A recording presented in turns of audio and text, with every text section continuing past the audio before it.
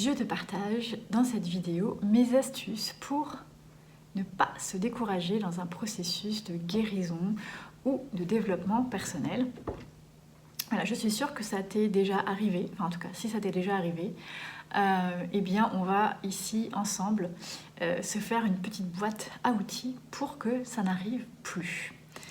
Personnellement ça m'est arrivé il n'y a pas si longtemps et d'où l'intérêt de pourquoi je propose aujourd'hui une manière de ne pas se décourager. Alors, j'ai développé une technique pour répondre à toutes mes questions en fait. C'est d'abord d'aller définir un petit peu les choses. Donc, si on prend le mot décourager, il y a le suffixe dé pour dire qu'il n'y a pas, il manque quelque chose, du courage. Alors le courage, on peut le définir de plein de façons. Moi, j'aime bien dire que c'est quelque chose qu'on fait avec cœur. Mais si on va chercher, donc je me suis fait une petite liste de choses. Si on va chercher dans le dictionnaire, il y a un synonyme de ardeur, de fougue. Donc c'est des choses qu'on fait avec ardeur, avec fougue. Et qu'est-ce que c'est la fougue? Eh bien c'est un mouvement passionné. Donc c'est quand on a un goût vif pour quelque chose. Le mouvement passionné, c'est quand on fait une action faite avec passion, avec cœur, avec envie. Donc c'est quelque chose qui suscite un élan ou l'envie de réussir. Voilà. Donc, le courage, c'est avoir un élan pour réussir quelque chose. Donc, quand on est découragé, c'est qu'on n'a pas l'élan ou l'envie de réussir, finalement. Donc, c'est qu'il manque de la fougue, c'est qu'il manque de la passion, de l'ardeur, et peut-être qu'on ne fait pas les choses avec cœur. Alors, la question, pareil, dans ma méthode, c'est pourquoi est-ce que on peut ressentir ça, ne plus avoir d'élan, ne plus avoir l'envie de réussir. Et pour répondre à une question négative, qu'est-ce qui fait qu'on perd l'élan de quelque chose? Eh bien, définition d'abord, pourquoi on a un élan? Qu'est-ce qui donne de l'élan? Qu'est-ce qui donne de la motivation? Parce qu'en fait, c'est ça, c'est de la motivation. Donc la motivation, si on définit, ça c'est toujours ma technique, on revient à l'essence du mot. L'essence, le sens. Donc, la motivation, c'est ce qui pousse quelqu'un à agir, d'accord? Et dans le dictionnaire, à un moment donné, il distingue trois motivations, donc trois choses qui nous poussent à agir l'humain. Donc ça, c'est la psychologie qui parle de ça. J'ai trouvé ça intéressant, donc je te le partage. Il y a la motivation intrinsèque, donc c'est la motivation qui vient de l'intérieur. Et ça, c'est quoi? Et bien en fait, c'est l'intérêt et le plaisir qu'on a à faire quelque chose.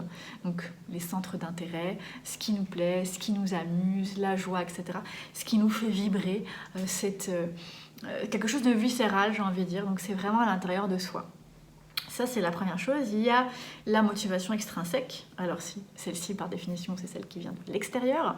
Et ça, c'est quoi? C'est une envie, un besoin à réaliser, des objectifs, c'est la récompense ou la punition. C'est-à-dire, j'obtiens un cadeau, la récompense, donc j'atteins mon objectif, j'ai réussi, ça m'amène quelque chose, tu vois, quelque chose qui est positif.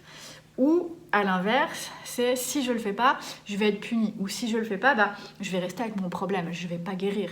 Ou je vais pas pouvoir avancer dans mon processus de développement personnel. D'accord? Donc ça, c'est, on va le simplifier en récompense, punition. Si je ne le fais pas, ça c'est l'extrinsèque.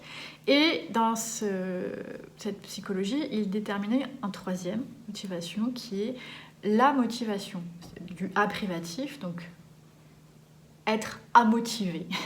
Et ça, c'est quoi?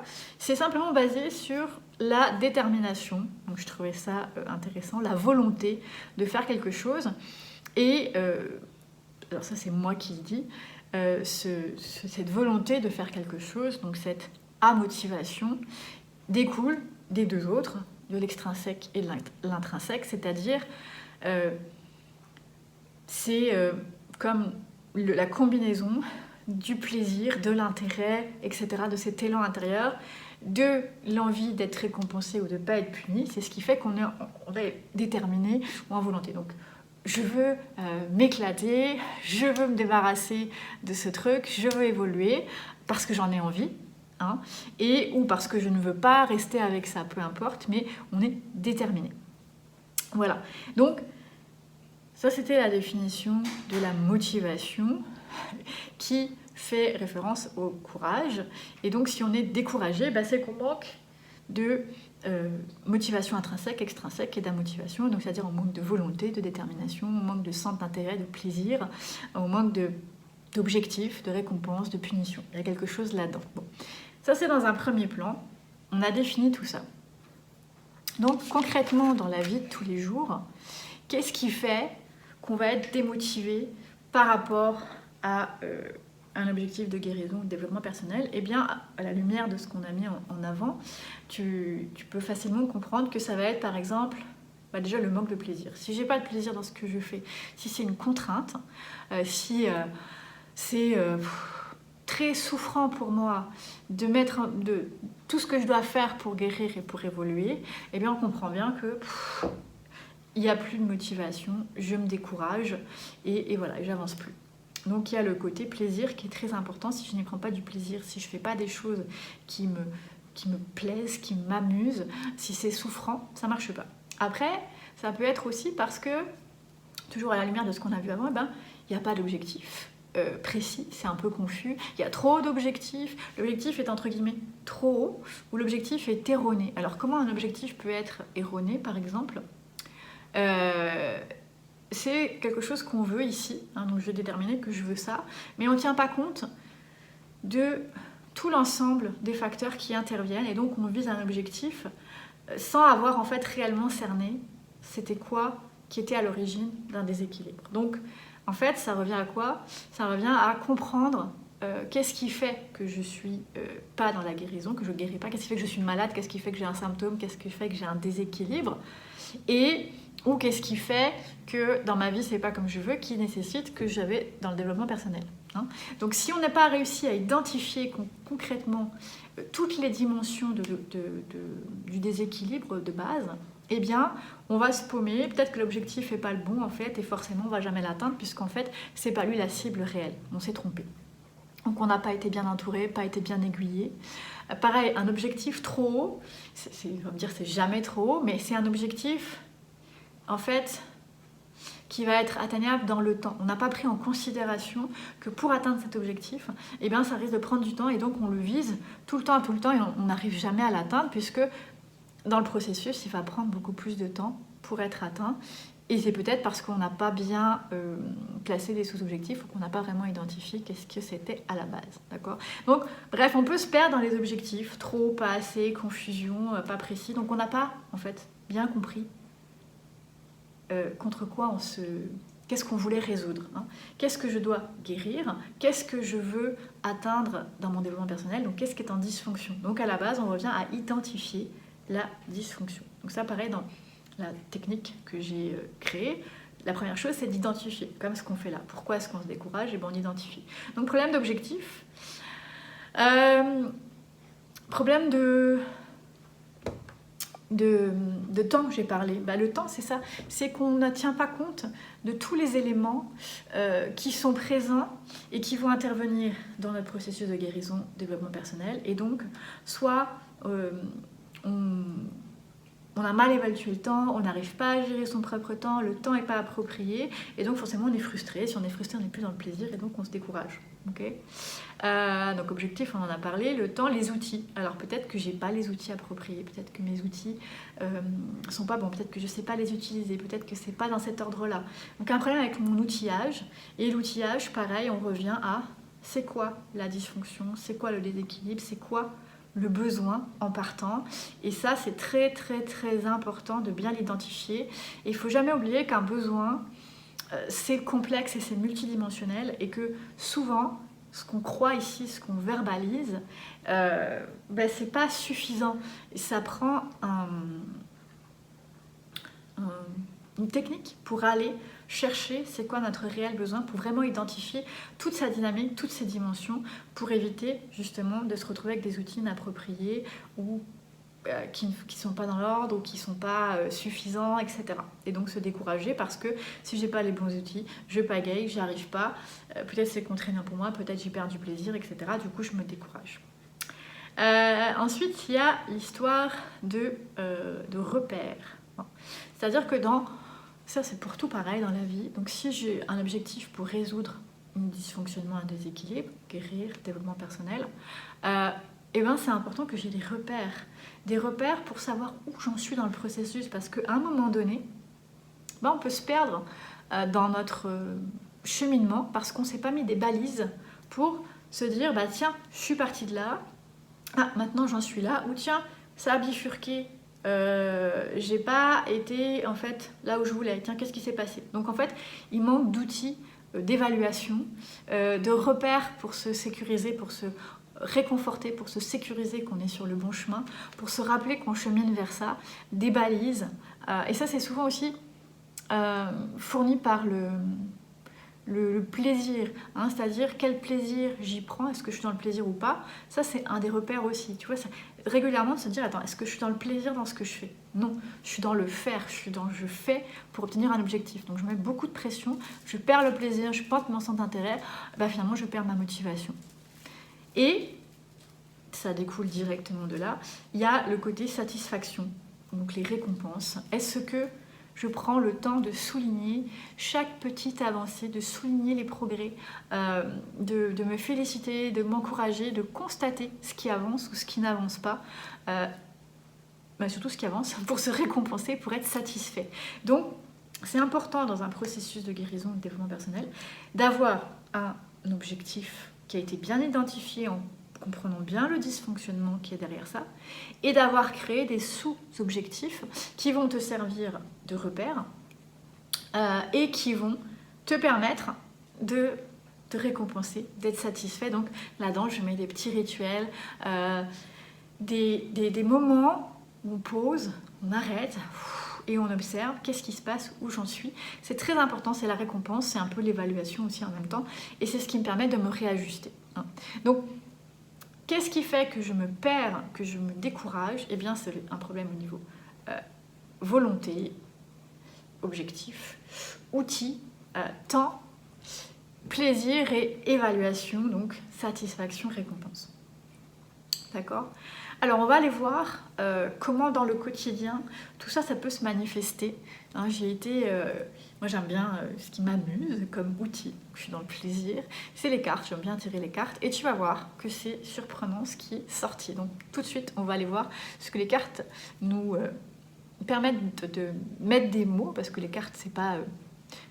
La voyance, c'est pas elles qui te disent « Ah, c'est ça ». Non, pas du tout. C'est un moyen de se dire « Ah, mais oui, effectivement, il y a ça, ça et ça ». Donc, c'est juste une mise en lumière de choses qui sont là, qui sont dans notre tête, et peut-être on n'avait pas mis les mots dessus.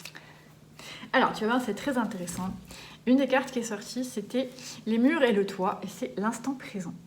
Et ça, en fait, j'ai trouvé ça très intéressant parce qu'il y avait plusieurs notions là-dessus. Il y avait la notion de pas être dans le présent, d'être toujours dans le futur ou dans le passé. Donc, c'est-à-dire, il y a un petit risque dans un processus de guérison. Justement, si on n'a pas, ce que j'ai dit avant, la volonté, les objectifs, les outils, etc., le plaisir, eh bien, on peut être toujours en attente de résultats. Donc, je suis toujours en attente du résultat. Tiens, est-ce que ça avance mon truc? Est-ce que j'ai résolu mon problème, hein? Donc, on est en projection sur le futur. Ou au contraire, est-ce qu'on est... j'ai encore ce problème, j'en ai marre, ça revient toujours dans ma vie, nanana, et là on est dans le passé. Et donc on n'est pas du tout dans l'instant présent.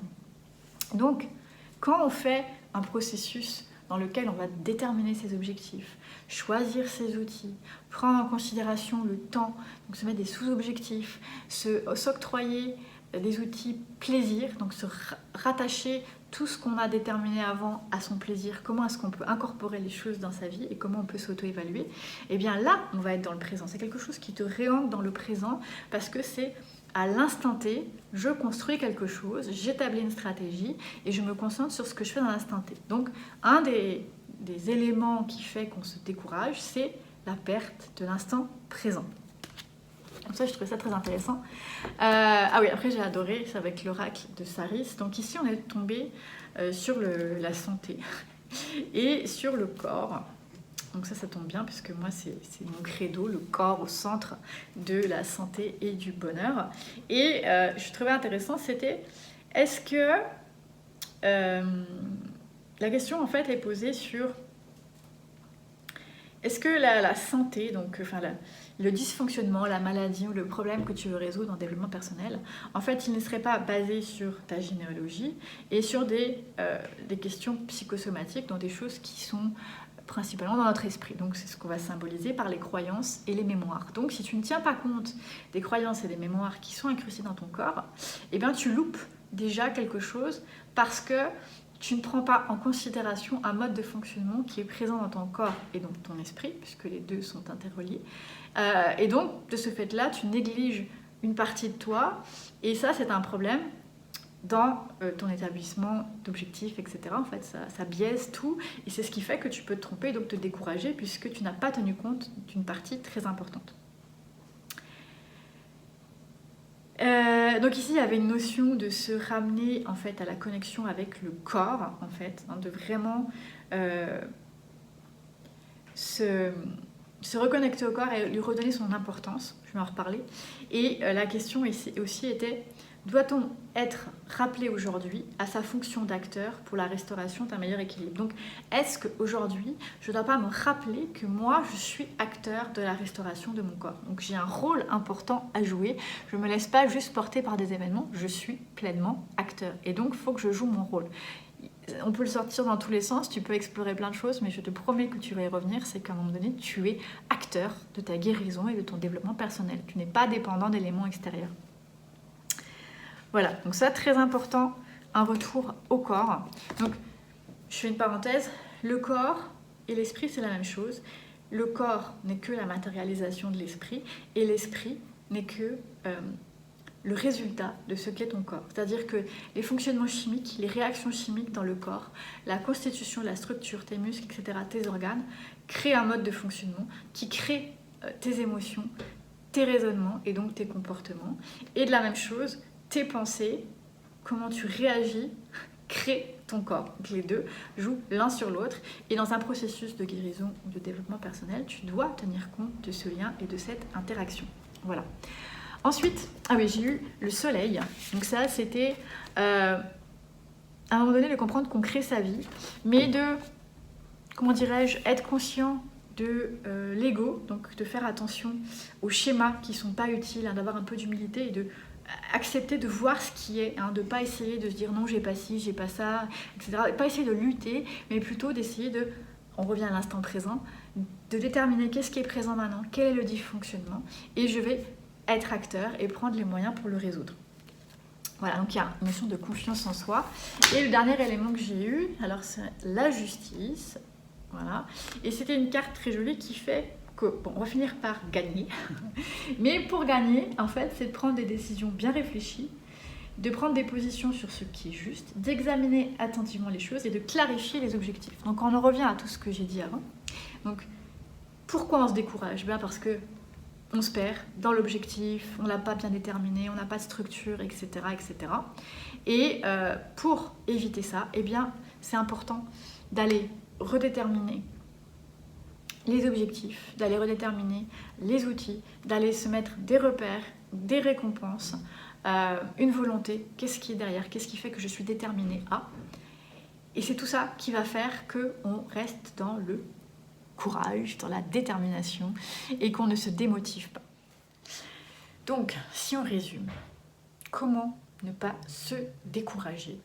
Eh bien, il y a un protocole à appliquer qui va te permettre d'éviter d'être dans les indicateurs de découragement, donc de te perdre dans un objectif qui n'a pas été bien cerné, de te perdre dans des outils qui n'ont pas été bien choisis, de te perdre dans le temps, de te perdre en perdant le plaisir et surtout de ne pas pouvoir t'auto-réajuster en cours de route. Voilà. Donc moi, je te propose une technique qui est basée sur la technique ITS, c'est-à-dire identification, transformation, satisfaction. Donc il y a une phase où j'identifie, c'est-à-dire où je détermine. Donc là, c'est important la connaissance. Hein, si on veut résoudre un déséquilibre, il faut savoir comment ça marche. Hein, quand tu veux réparer une machine, si tu ne sais pas comment elle fonctionne, ça va être un peu compliqué de la réparer. Donc première étape, c'est de savoir comment ça marche Et ensuite, c'est d'aller savoir quels outils vont être appropriés à son fonctionnement, en tenant compte de la personne qui va réparer. Parce que si tu prends un outil qui n'est pas adapté au technicien, ça marche pas très bien non plus. Si c'est pas s'en servir, ça lui plaît pas, s'il n'a pas d'intérêt, tu vois ce qui va se passer. Et ensuite de ça, c'est d'avoir un protocole qui te permette de t'auto-réajuster, de rectifier, parce que rien n'est grave, le cheminement est là, quoi qu'il arrive, et tu peux toujours t'auto-réajuster. Et ce qui est important, c'est que tu sois autonome. Ça, c'est ce qui est important pour moi, c'est-à-dire que tu ne dépendes pas d'autrui. Ici, le but est d'être autonome dans sa guérison et dans son développement personnel, de faire appel, quand c'est nécessaire, à des experts. Donc, par exemple, moi, mon expertise, elle est basée sur le corps, toutes les méthodes corporelles et de justement comment les choisir. Donc la connaissance du corps et de l'esprit, une connaissance multidimensionnelle, c'est ma force de le vulgariser, c'est ma force de le transmettre et c'est ma force aussi d'encourager à explorer et à se créer sa propre recette à la lumière de connaissances.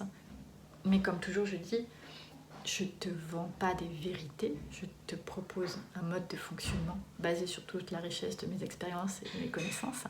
Et à toi après d'aller un peu explorer ça, de te l'approprier pour que ça rentre dans la thématique dans laquelle tu as du plaisir, tu as des objectifs, le temps est adapté et tu peux t'auto-évaluer pour avancer vers ta guérison, ton développement personnel. Voilà, donc c'est ta recette pour ne pas te décourager, donc c'est ta recette pour rester dans la motivation quoi qu'il advienne et surtout dans la satisfaction d'atteindre ton objectif et de guérir et de pleinement te réaliser. Voilà, donc tu peux me contacter à contact@instrucsanté.com. Tu peux visiter mon site www.instrucsanté.com et ça va me faire plaisir de voir avec toi quelle stratégie mettre en place pour te permettre d'atteindre tes objectifs. À bientôt!